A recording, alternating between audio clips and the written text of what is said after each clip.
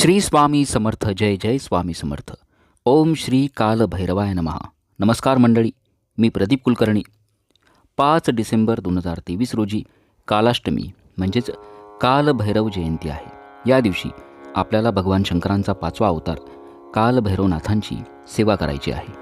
आपल्यापैकी बऱ्याच जणांनी कमेंट बॉक्समध्ये नोकरी व्यवसायाच्या ठिकाणी शत्रुपीडा, त्याचप्रमाणे चोरी झाली आहे, व्यवहारामध्ये फसवणूक झाली आहे, अशा पद्धतीनं प्रश्न विचारले होते. कालभैरव जयंतीच्या दिवशी उपाय म्हणून आपण मंत्रोक्त हवन सेवा अवश्य करावी. कालभैरव जयंती कशी साजरी करावी, या दिवशी कोणती सेवा आराधना करावी, मंत्र साधना करावी, मंत्रोक्त हवन कसं करावं, कोणते उपाय करावेत, हीच माहिती आपण आजच्या व्हिडिओत बघणार आहोत. चॅनलवर आपण नवीन असाल चॅनल सबस्क्राईब करा, बेल आयकॉन दाबायला विसरू नका. कमेंट बॉक्समध्ये ओम नमः शिवाय नक्की लिहावं. कालभैरव हे भगवान शंकरांचा 5वा अवतार मानले जातात. क्रोध भैरव, चंड भैरव, प्रचंड भैरव, उन्मत्त भैरव, असंहारक भैरव ही त्यांची विविध नावे आहेत. त्यांचं वाहन कुत्रा असून त्यांच्या 4ही हातामध्ये शस्त्रे आहेत. प्रचंड पराक्रमी आहेत.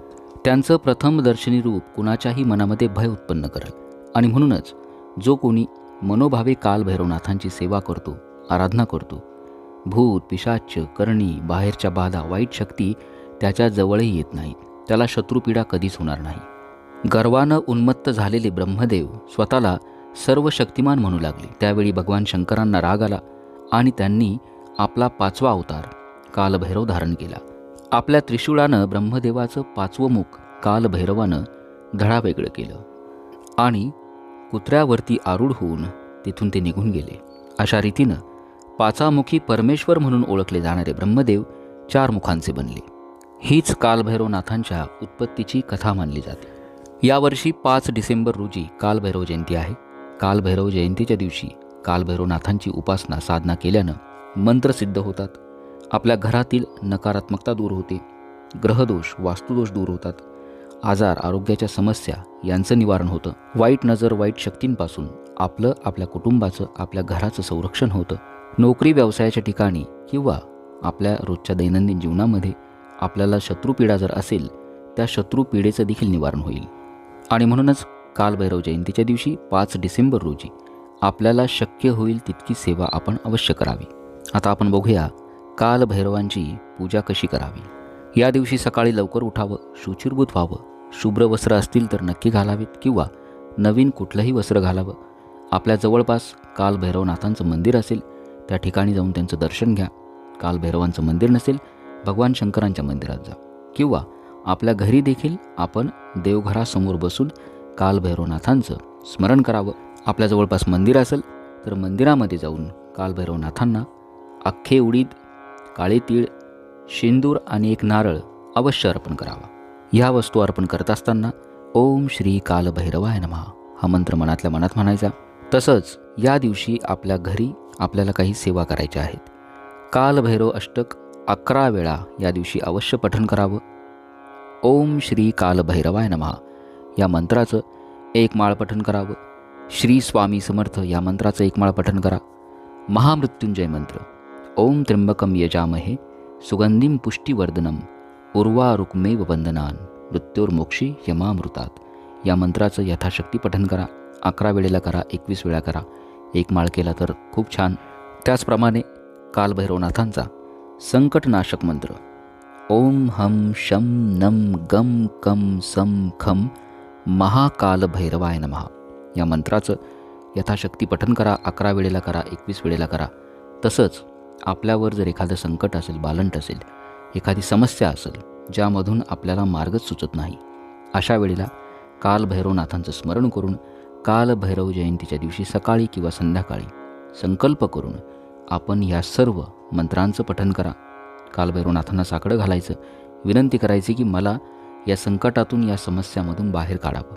आणि संकल्प करून जर आपण या सर्व मंत्रांचं, स्तोत्राचं जर पठण केलं, नक्कीच आपल्याला काहीतरी मार्ग सापडेल. या सेवेव्यतिरिक्त आपण या दिवशी मंत्रोक्त हवन अवश्य करावं. कालभैरव जयंतीच्या दिवशी हवन सेवेला खूप महत्त्व आहे. हवन केल्यामुळं आपल्या घरातील नकारात्मकता दूर होईल.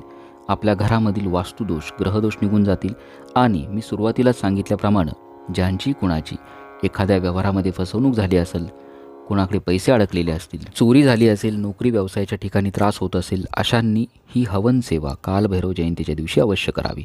हवन सेवा आपण दिवसभरात कधीही करू शकता. सकाळी करावी, संध्याकाळी करावी आणि रात्री 8व्या प्रहरात म्हणजे साधारण 12:37 जर आपण ही सेवा जर केली तर अतिउत्तम. ज्यांना शक्य असेल त्यांनी 5 डिसेंबर रोजी रात्री 11 ते 12:30च्या दरम्यान ही हवन सेवा अवश्य करा. ज्यांना यावेळेत शक्य नसेल त्यांनी दिवसभरात कधीही जरी हे हवन केलं तरी चालेल. हवन कसं करावं? प्रथम बघूया हवन करण्यासाठी साहित्य काय लागेल. हवन कुंड लागेल. हवन कुंड जर नसेल मातीची कुंडी देखील चालेल, घमेलं देखील चालेल. त्यानंतर हवन सामुग्री. हवन सामुग्रीमध्ये अख्खे उडीद साधारण 200 ग्रॅम, त्यानंतर काळे तीळ 50 ग्रॅम, शुद्ध तूप ही हवन सामग्री आपल्याला लागेल. यापैकी जर काही साहित्य आपल्याला उपलब्ध नाही झालं हरकत नाही. फक्त शुद्ध तुपाने मंत्रपठण करून आहुती दिली तरी चालेल. हवनाची जी जागा असते प्रथम त्या जमिनीवरती हळद, कुंकू, अक्षता, फूल वाहून तिची पूजा करायची. ओम श्री वास्तुपुरुषाय नमः हा मंत्र म्हणायचा. त्यावरती हवनकुंड ठेवायचं. हवनकुंडाची पुन्हा हळद, कुंकू, अक्षता, फुलं वाहून पूजा करायची. एखादी गौरी किंवा कापूर घेऊन हवनकुंड आपला घरातील जो दिवा असतो त्या दिव्याच्या अग्नीनं प्रज्वलित करायचा. त्यामध्ये समिधा किंवा नारळाच्या शेंड्या टाकाव्यात. हवनकुंड प्रज्वलित झाल्यानंतर आपल्याला काही मंत्रांचं पठण करून आहुती द्यायची आहे. पहिला मंत्र आहे श्री स्वामी समर्थ नमस्वाहा. स्वाहा म्हणताना शुद्ध तुपाची आहुती द्यायची म्हणजे शुद्ध तूप हवनकुंडामध्ये सोडायचं. असं आपल्याला 11 वेळा करायचं आहे. म्हणजेच श्री स्वामी समर्थ या मंत्राची 11 वेळा आपल्याला आहुती द्यायची आहे. दुसरा मंत्र आहे ओम श्री कालभैरवाय नमस्वाहा.